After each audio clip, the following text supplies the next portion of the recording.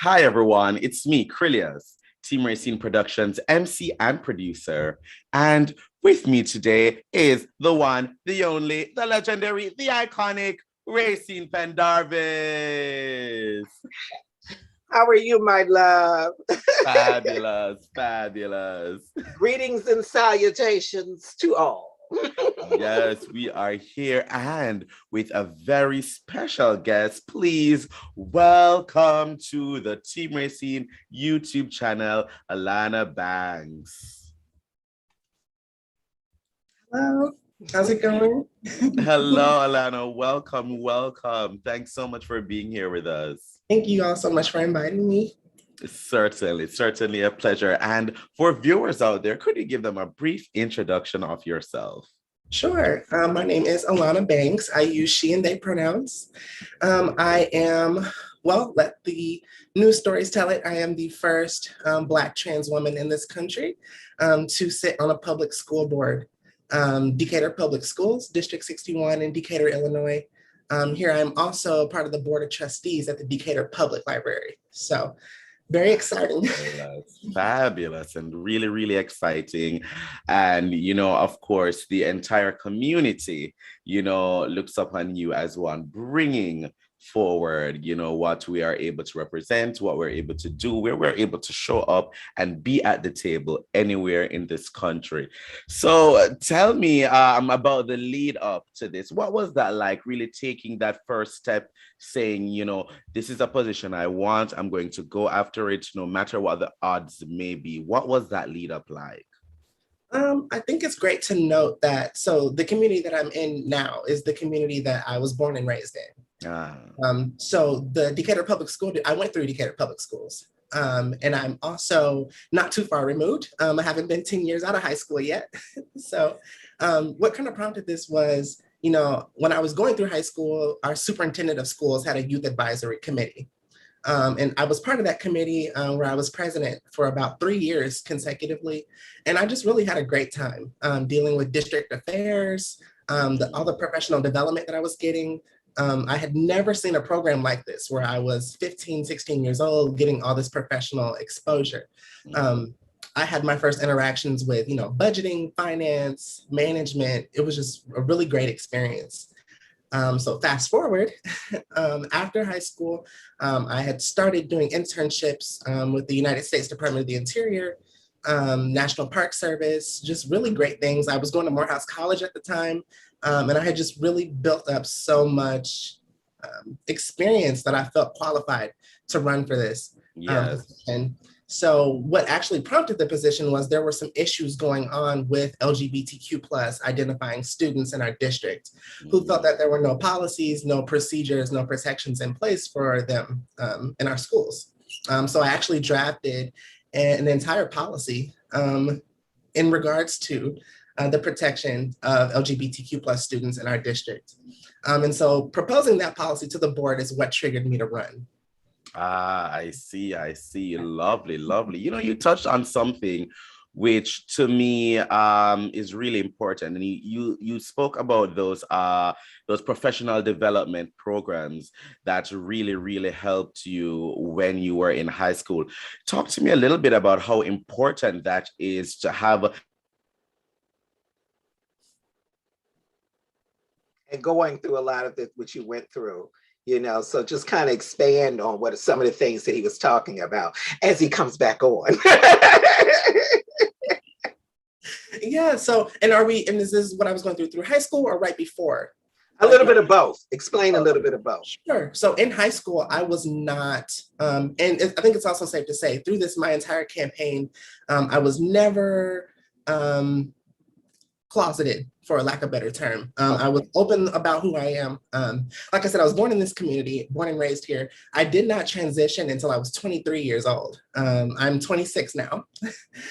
So one of the hardest things for me was getting over people wanting to refer to me as, my dead name or just, that's a great question. Thank you. That's all right. That's okay. Just kind of getting back, re-immersing myself into the community. When I started to transition, I left Illinois, went to California. You know, I thought that it was going to be so tough for me to, you know, get back into the community light here. But it really just took me going out on a risk. You know, I had nothing but faith and a really good campaign manager.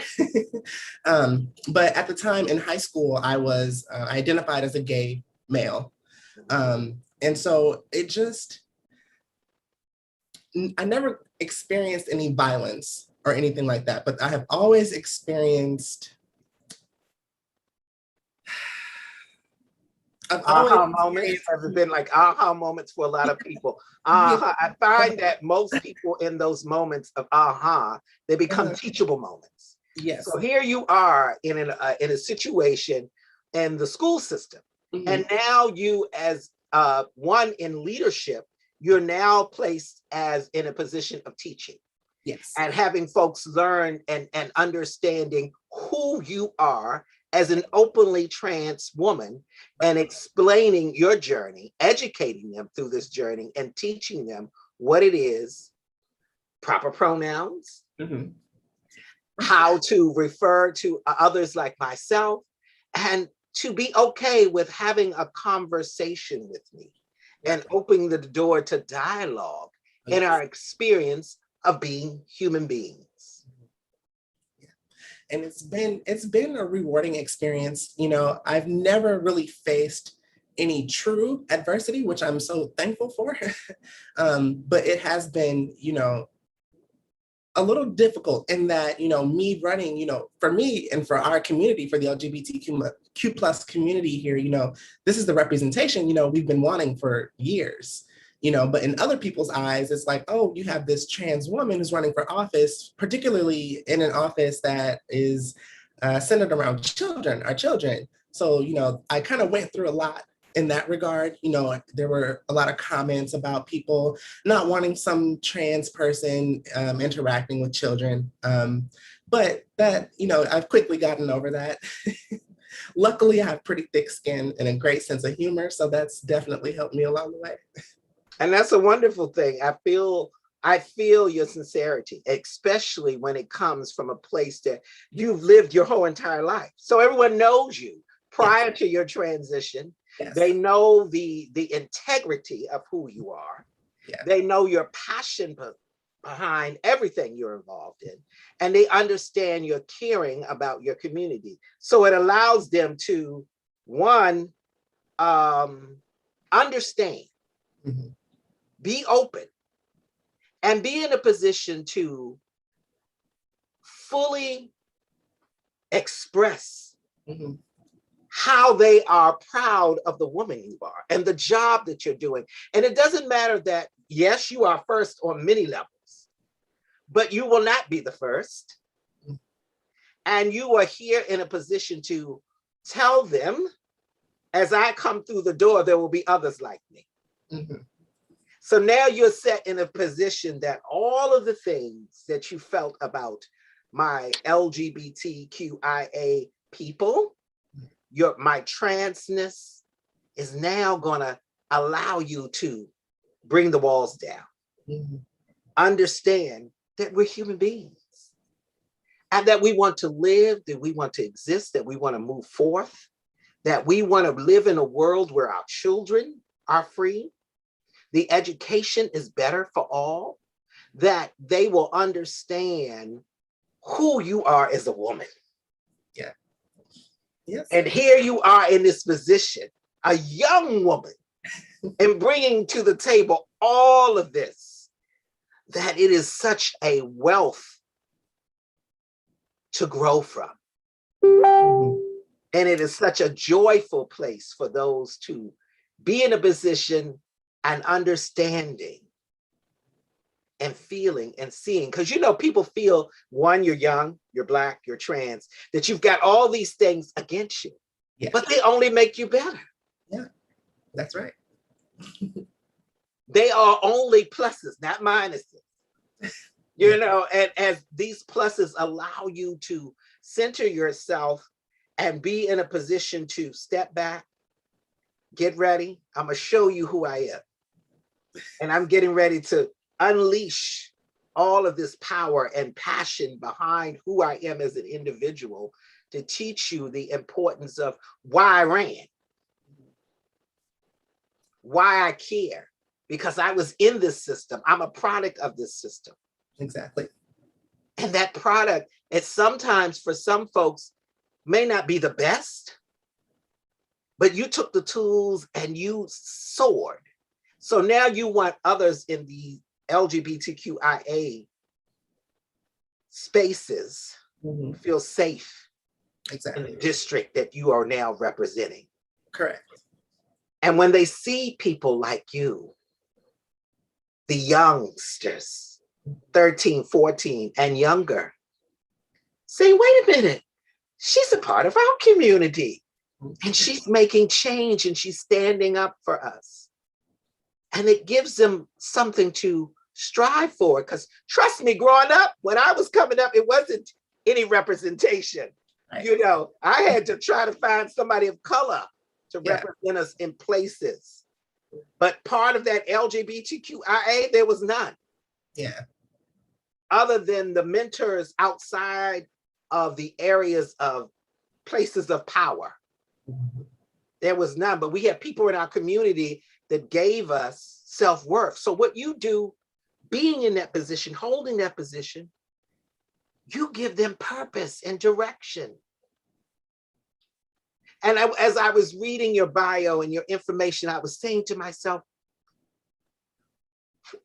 who inspired you? Where did this come from? That's a great question. And, you know, I still think about that to this day. You know, just as you said, when I was coming up, there was no, you know, even just the word gay around here is kind of taboo. I'm in a small, we're in between rural and industrial. So we're a labor union town. So that's the first thing right there. Honestly, my mom. My mom is one person when it comes to my professional abilities or, you know, the things I want to accomplish in life. I've always had my mom in my corner. She's the first generation college student. So that was something that was very important to me. She and I, you know, we've had our differences, as you could imagine. But just the fact that just her support, even now, you know, her support is really what has gotten me here. And I don't think without her, I don't think I would have gotten as far. When I was going through Decatur Public Schools, I was kind of what they classified as troubled. I had behavioral issues. I had, you know, an attention deficit issue. And so it, you know, for me to be in this position now is really, I want to say growth is an understatement. And it's not just about something that I'm, you know, feeling arrogant about. It's just that I never would have thought 10 years ago that I would be in this position now. And so it's very hard to pinpoint one person who has motivated me.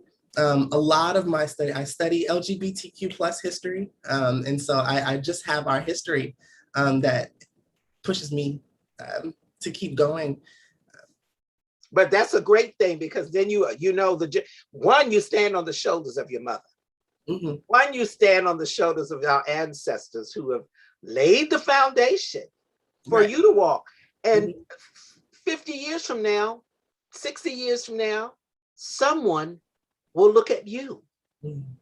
Not even 60, really 10 years, 5 years from now, because there's someone behind you that said, if she broke the door down, she broke it down for me.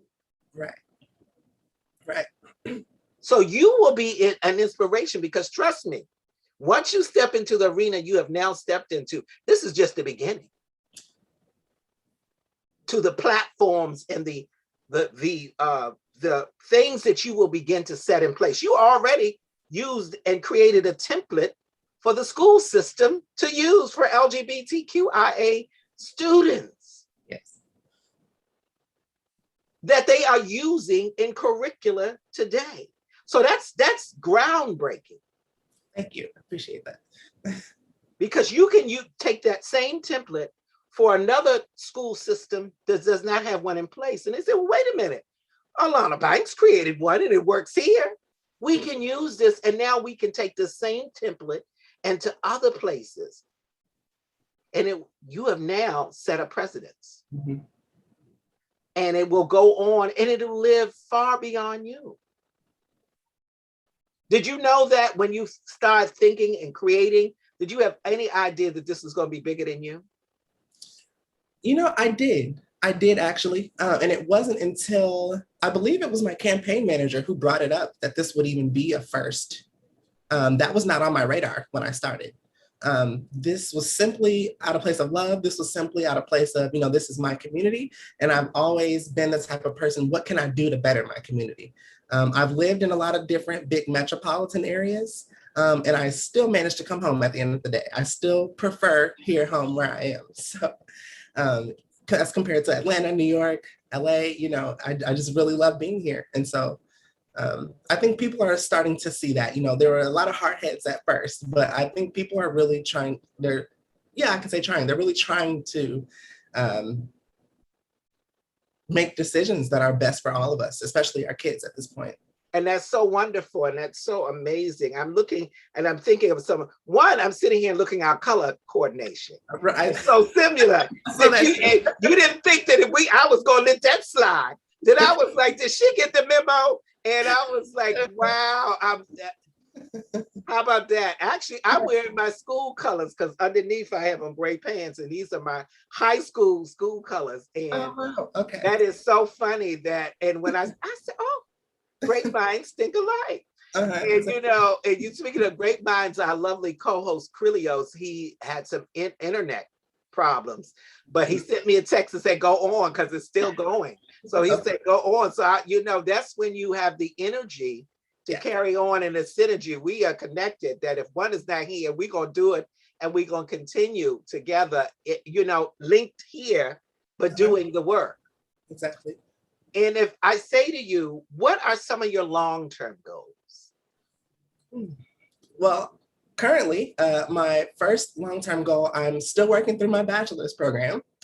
I do a lot of work with kids now, and I'm kind of, preparing them to start college. And so for me, I had to stop college because of, it was hard for me to afford it, as with most people. But I'm still pushing through. I'm trying to be an example for our kids in our district that, you can go on further after high school. And even if it's not college, trade school is what we're teaching our kids here. We're a labor town. So trade school, the agriculture industry, so I'm just trying to be an example. My term here with the district is 4 years. So hopefully I get another 4 years after that. and when you do, we will be back. I see this. Yeah. This is just the beginning of an interview with Team Rayceen and Alana Banks. This is just the beginning, because trust me, I feel and I could see the passion and how your eyes light up and your mind is going. And sometimes when you're passionate, it goes way beyond what you're speaking. You can feel it. Yes. And I do have, if I'm fortunate enough to serve a second term, after that, I haven't yet decided the path yet, but I do have goals of running for a higher office one day. I see that. I already see that and feel that this is just the beginning. Yes. And what would you, if you're doing, because you're so new into this position, you just were elected in April. Mm-hmm. So you just kind of got in and, feeling your way in this COVID situation. And how has that been maneuvering during this time when you have so many rules and regulations in place on how, as a person, because this is a hands-on job. You like to go to the schools, you like to see the children, you like to be in the midst. So how has that been for you? Frankly, horrific. There has been so much back and forth. We don't know if we're taking guidance from the health department or the CDC or the Illinois State Board of Education or the governor even. We're getting pulled from so many different directions. We have staff and families who, a lot of them are for the vaccine, a lot of them are against the vaccines. There's a lot of people in our area now. Our area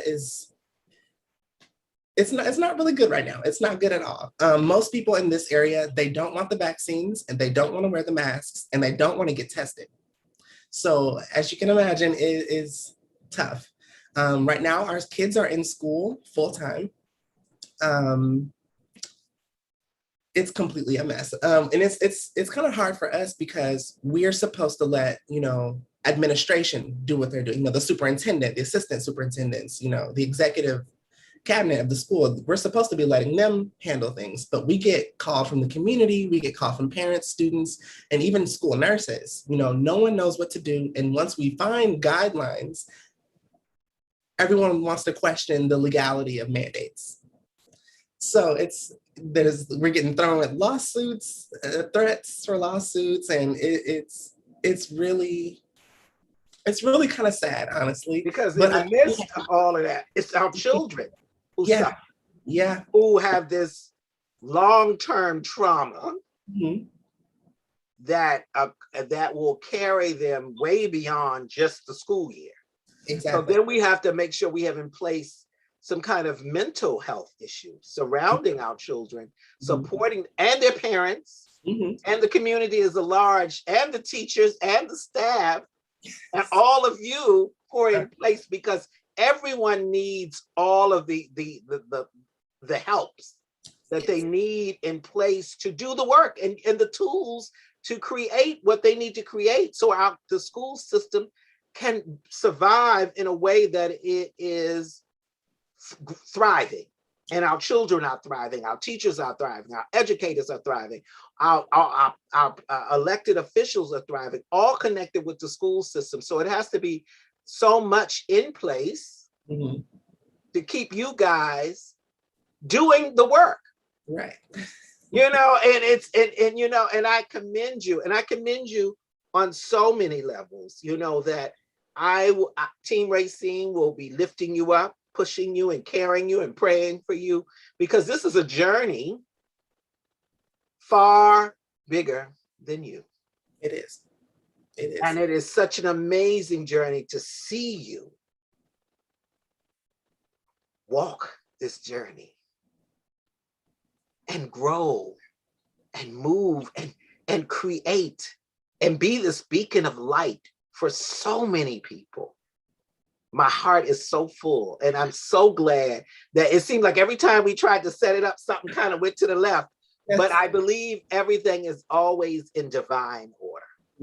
And everything has to happen when it is time and when it's for it, because I know that we will have many going on. And for those who are watching us, I'd like you to give your information on how people can stay connected to you.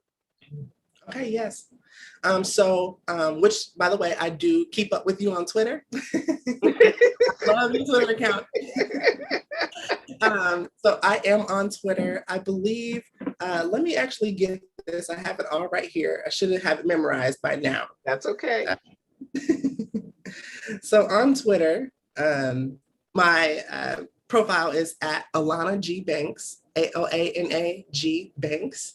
Instagram, my personal Instagram is Alana Giselle. I also have a campaign Instagram account that's Alana for 61.